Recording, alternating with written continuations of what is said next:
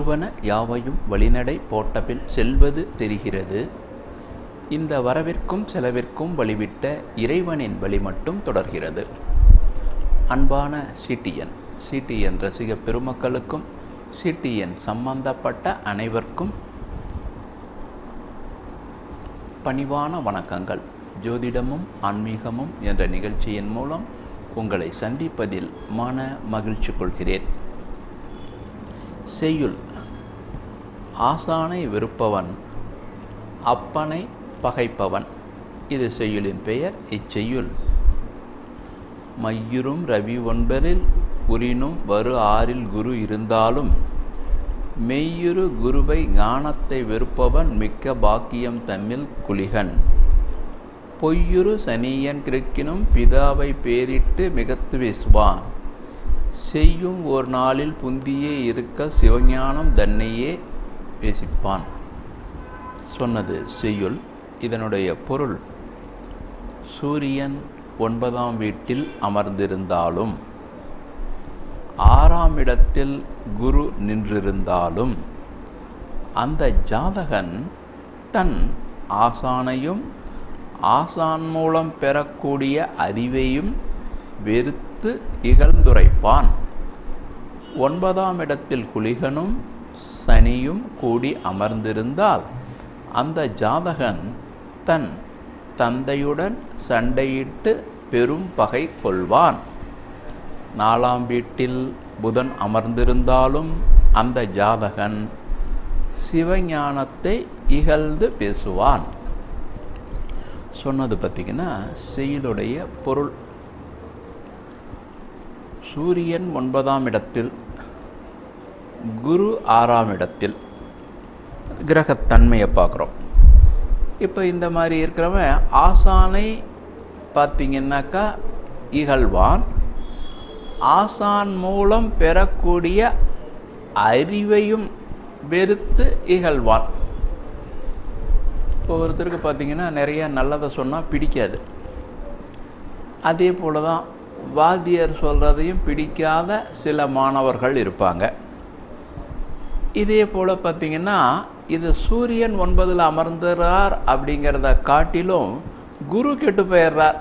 அப்போ குரு கெட்டு போகிறதுடைய விளைவு இவனுக்கு பார்த்திங்கன்னா நல்ல அறிவு இருக்காது.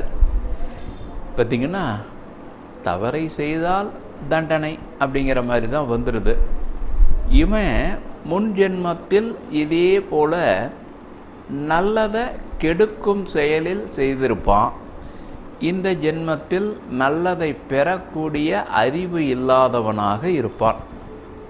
செய்ததுடைய விளைவுக்கு இது வருது. அப்போ இது ஒரு சரியில்லை அப்படிங்கிறத இவன் உணரணும். உணராமல் யாரும் எதுவும் செஞ்சுக்கிட்டு ஒன்றும் பண்ண முடியாது இல்லையா?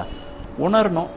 உணர்ந்துட்டு வியாழக்கிழமை நாளில் குரு ஹோரையில் குருவை நினைத்து தியானிச்சுட்டு வருஷம் ஒரு தடவை திருச்செந்தூர் போயிட்டு வந்தாக்கா இந்த நிந்தனையிலிருந்து விடுபடுவான். எதிர்கால நன்மையை பெறுவான். ஆக இதுக்கு இது செய்யுளின் நடுப்பகுதிக்கு வரும்.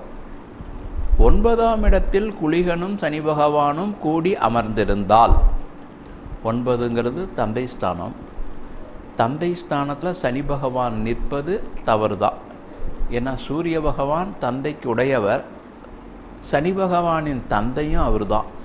அவருக்கு எதிரானவர் அப்படின்னு ஜோதிடத்தில் யாராச்சும் சொல்லணுன்னா சனி பகவானை தான் சொல்லியாகணும். அப்போ அவர் 9ஆம் இடத்தில் சனி பகவான் அமர்ந்திருந்தால் அந்த ஜாதகன் தந்தையுடன் பெரும் பகை கொள்வான். ஒரு சில விஷயங்கள் அப்படிங்கிறது ஒரு மாதிரி போகும். ஆனால் ஒரு மாதிரி போகுது அப்படின்னாலும் நியதியை கடைபிடிச்சாதான் நன்மை. நியதியை கடைபிடிக்கலைன்னா நன்மை கிடையாது. பெரும்பாலும் தாய் தந்தையர்கள் நல்லவர்களாக இருக்கிறார்கள். பசங்களுக்கு ஏதோ முரண்பாடு வருது. இது பொதுவாகவே பேசப்படுறது.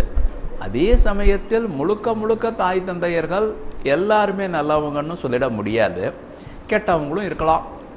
சரி, அப்படி கெட்டவங்களாக இருக்கிற பட்சத்தில் அந்த பையனுக்கு அப்பா மேலே கோபம் வர்றது ஒரு வகை நியாயம்தான். அப்படின்னாலும் கூட நியதி அப்பா அம்மாவை காப்பாற்று சொன்ன பேச்சை கேளு அப்படிங்கிறது தான். அப்போ அதற்கிணங்க நீங்கள் கேட்கணும்.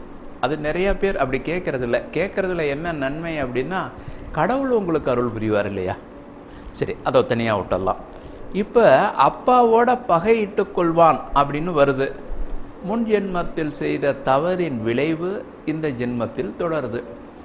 போன ஜென்மத்தில் அப்பா நல்லவர், பையன் கெட்டவன். இந்த கெட்டத்தன்மையிலே செயல்பட்டு அப்பாவுடைய மனசை புண்பட வைத்தான். இந்த ஜென்மத்தில் இவன் இந்த அப்பா கிட்ட பகை கொள்கிறான்.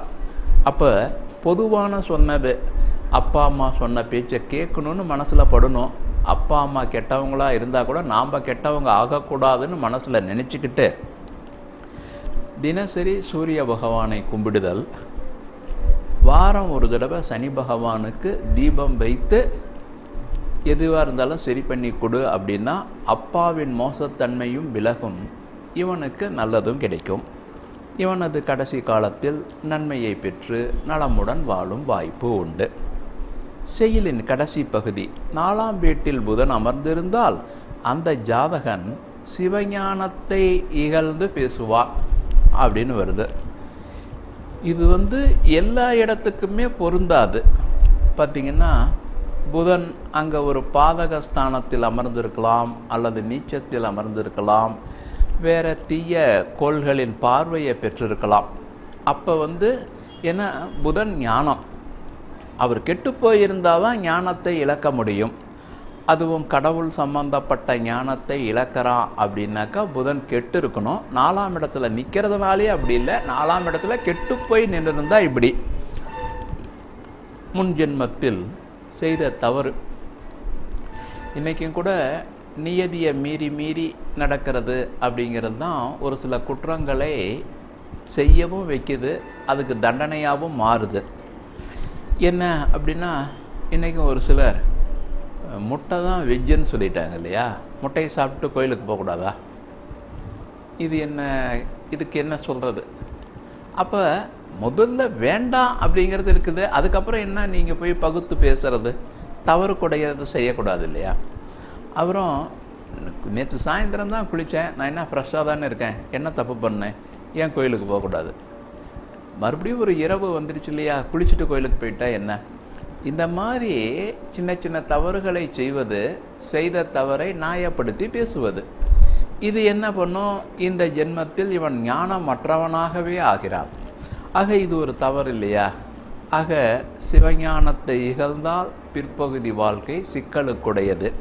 இதை அவன் உணர்ந்து பார்த்திங்கன்னாக்கா, புதன்கிழமை நாளில் காலை 6லிருந்து 7 மணிக்குள் புத பகவானை நினைத்து தியானம் செய்வது, மதுரை மீனாட்சியை வருடம் ஒரு தடவையாச்சும் சென்று தரிசிப்பது, இவனுக்கு இந்த மாதிரி விஷயங்கள் மாறி போய் நல்ல ஞானம் கிடைக்கும், தெய்வ பக்தி இருக்கும், வாழ்க்கையின் கடைசி காலம் நன்மையாக மாறும், அடுத்த ஜென்மமும் நன்மையாக இருக்கும். அடுத்து அடியனிடம் ஜோதிடம் பார்க்கணும், பொருத்தம் பார்க்கணுன்னா வாட்ஸ்அப்பில் அனுப்பி வச்சே பார்க்கலாம். நேரில் வந்தால் எந்த அளவில் திருப்தி இருக்குமோ அதே அளவில் இருக்கும். நேரமும் மிச்சம், பாதுகாப்பாகவும் இருந்துக்கலாம். பார்ப்பதற்கு ஃபோன்பே ஜிபே செய்தால் போதுமானது. நேரில் தான் வரணுன்னா ஃபோன் பண்ணிவிட்டு வந்துடுங்க.